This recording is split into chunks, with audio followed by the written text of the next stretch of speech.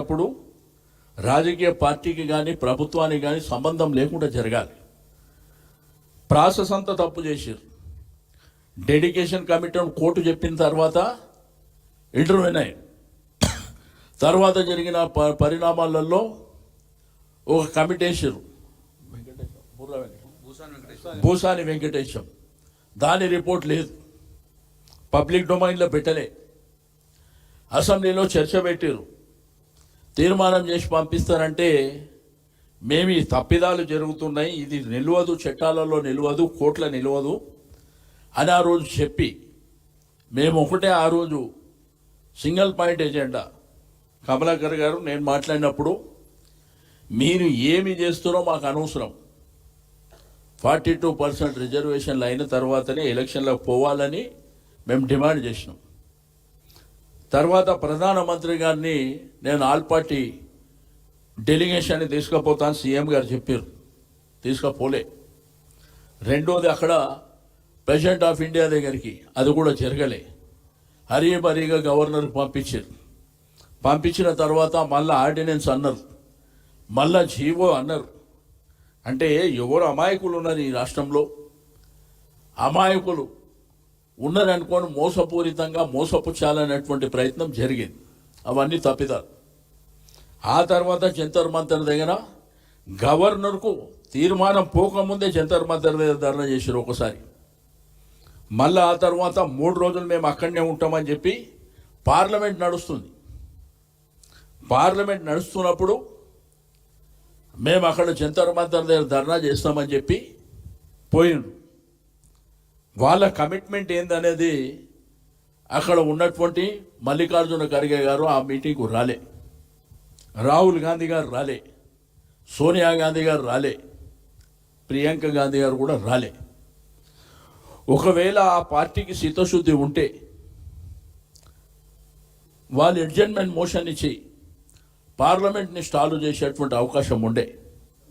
తెలంగాణ ఉద్యమం జరిగేటప్పుడు కేసీఆర్ గారు, వినోద్ కుమార్ గారు, విజయశాంతి గారు ముగ్గురే పార్లమెంట్ని స్టాల్ చేశారు. అది మనకు తెలిసిందే, మన కళ్ళారా చూసిందే. కానీ వీళ్ళు ఆ ప్రయత్నం ఏది చేయలే. ఏదో పోయినరు, ఢిల్లీలో ఎంజాయ్ చేసి వచ్చిరు తప్ప దాని రిజల్ట్స్ ఏం లేదు. మళ్ళీ ఆడికి రాగానే జీవో అన్నారు. జీవో ఎట్లా చెల్లుబాటు అవుతుంది? గవర్నర్కి పంపించారు, ప్రెసిడెంట్ ఆఫ్ ఇండియా దగ్గర ఉన్న తర్వాత జీవో ఎట్లా చెల్లుబాటు అవుతుంది? అది జరగలే. ఇవాళ కూడా సుప్రీంకోర్టులో మరి జరిగినటువంటిది కూడా మనం చూసినాం. వాళ్ళు వెంటనే రిజెక్ట్ చేయడం. అయితే ఇప్పుడు క్యాబినెట్లో కూడా వాళ్ళు ఏ నిర్ణయం తీసుకున్నా కానీ మేము ఒకటే చెప్పేది ఈ ప్రభుత్వానికి, రేపు పార్టీల పరంగా పోతామంటే మేము ఎట్టి పరిస్థితుల్లో ఒప్పుకునే ప్రసక్తే లేదు. 42% రిజర్వేషన్ చట్టపరంగా 9th షెడ్యూల్లో పెట్టిన తర్వాతనే, చట్టపరంగా వచ్చిన తర్వాతనే మీరు ఎలక్షన్ పోవాలి. రాష్ట్రంలో ఉన్నటువంటి బీసీ సమాజానికి కూడా ఈ వేదిక ద్వారా అప్పీల్ చేస్తున్నాం.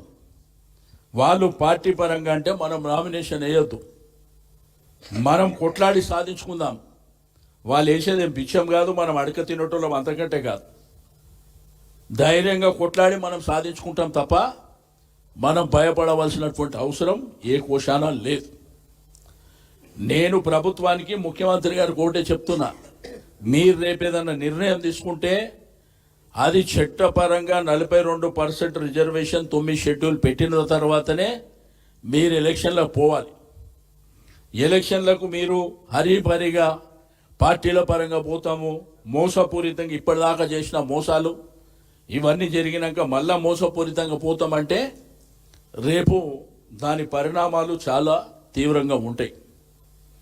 రెండోది, ఎల్లుండి జరగబోయేటువంటి పందుకాలకు నేను ఆర్టీసీ యాజమాన్యానికి, మరి అదేవిధంగా ఏవైతే రాష్ట్ర వ్యాప్తంగా ఉన్నటువంటి షాప్ ఎస్టాబ్లిష్మెంట్ దుకాణదారులకు, అదేవిధంగా మెట్రో అందరూ కూడా సహకరించవలసినటువంటి అవసరం ఉంది.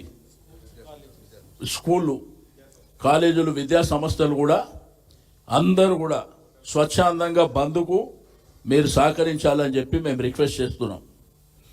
రెండోది, మండలాలలో కానీ గ్రామాలలో కానీ జిల్లా హెడ్ క్వార్టర్లో కానీ బంధు సంపూర్ణంగా రాజకీయాలకు అతీతంగా బీసీ అనుకునేటువంటి ప్రతి వాళ్ళు కూడా దాంట్లో భాగస్వామ్యం కావాలని చెప్పి మేము అందరికీ రిక్వెస్ట్ చేస్తున్నాం. ఇప్పటిదాకా ఈ ప్రభుత్వం కాంగ్రెస్ చరిత్రనే 130 సంవత్సరాల నుంచి మోసపూరితమైనటువంటి వాళ్ళు చేసేటి అన్ని మోసాలు. వాళ్ళు కామారెడ్డి డిక్లరేషన్, పక్క రాష్ట్రం కర్ణాటక ముఖ్యమంత్రిని తీసుకొచ్చి సిద్ధిరామయ్య గారి సమక్షంలో కామారెడ్డి డిక్లరేషన్ 42% రిజర్వేషనే కాదు, 1,00,000 కోట్ల బడ్జెట్ పెడతామని చెప్పారు. ప్రతి సంవత్సరానికి 20,000 కోట్లు ఇస్తామన్నారు. ఎక్కడ పోయినాయి? కుల వృత్తులను ఆదుకుంటామని చెప్పారు. ఎక్కడ పోయినాయి? మా పిల్లలకు మా పిల్లలకు అందరికీ ఉద్యోగాలు ఇస్తామని చెప్పారు. ఎక్కడికి పోయినాయి? కాబట్టి మేము భవిష్యత్తులో మీ కామారెడ్డి డిక్లరేషన్ మీద కూడా వదిలిపెట్టే సమస్య ఉండదని చెప్పి నేను ఈ సందర్భంగా తెలియజేస్తూ ఉన్నాను. కాబట్టి ఇక్కడ ఉన్నటువంటి మా బీఆర్ఎస్ నాయకత్వం అందరం కూడా ఎల్లుండి ఆ కార్యక్రమంలో భాగస్వామ్యం అవుతాం. కాబట్టి ప్రజలు, స్వచ్ఛంద సంస్థలు, రెండోది మీకు ఉన్నటువంటి విద్యా సంస్థలు కావచ్చు, అందరికీ కూడా మేము అప్పీల్ చేస్తున్నాం. బంధుని మీరు సంపూర్ణంగా మీరు అందరూ సహకరించవలసినటువంటి అవసరం ఉన్నది అని చెప్పి నేను ఈ సందర్భంగా తెలియజేస్తూ ఉన్నాను. ఈ కార్యక్రమం అయిపోయిన తర్వాత, జూబ్లీహిల్స్ ఎన్నికల తర్వాత మేము మళ్ళీ అందరం కూర్చొని భవిష్యత్తు కార్యాచరణ కూడా తయారు చేసి ప్రజల మధ్యలోకి వెళ్ళడం జరుగుతుందని చెప్పి నేను ఈ సందర్భంగా తెలియజేస్తూ ఉన్నాను.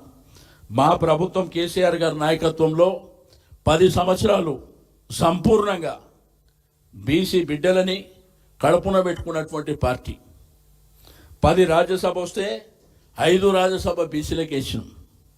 దాంతోపాటు ఎమ్మెల్సీలు కానీ, జిల్లా పరిషత్ చైర్మన్లు కానీ, మున్సిపల్ చైర్మన్లు కానీ, ఈరోజు రాష్ట్ర రాజధాని నగరం అయినటువంటి హైదరాబాద్కు 2 సార్లు మేయర్ చేసిన బీసీలను. మరి ఇవే కాకుండా మార్కెటింగ్లో కూడా బీసీలకు రిజర్వేషన్లు ఇచ్చినటువంటి పార్టీ. మరి స్పీకర్ కానివ్వండి, అదేవిధంగా కౌన్సిల్ చైర్మన్ కూడా మొట్టమొదటి తెలంగాణ రాష్ట్ర అసెంబ్లీలో వాళ్ళిద్దరిని మరి ఆ యొక్క ఉన్నతమైనటువంటి స్థానంలో కూర్చోబెట్టేది కూడా బీఆర్ఎస్ పార్టీ. అదేవిధంగా కళ్యాణ లక్ష్మి కావచ్చు, రైతు బంధు కావచ్చు, రైతు బీమా కావచ్చు, దీంట్లో కూడా మేజర్ పాత్ర బీసీలదే ఉన్నటువంటి విషయాన్ని కూడా నేను ఈ సందర్భంగా తెలియజేస్తూ ఉన్నాను. ఫీజు రియంబర్స్మెంట్ కావచ్చు, ఓవర్సీస్ స్కాలర్షిప్ కావచ్చు, అన్ని రంగాలలో కూడా బీసీలను పైకి తేవాలనేటువంటి ఒక సంపూర్ణమైనటువంటి కార్యక్రమాన్ని కేసీఆర్ గారి నాయకత్వంలో జరిగింది. మనం అందరం చూసినాం.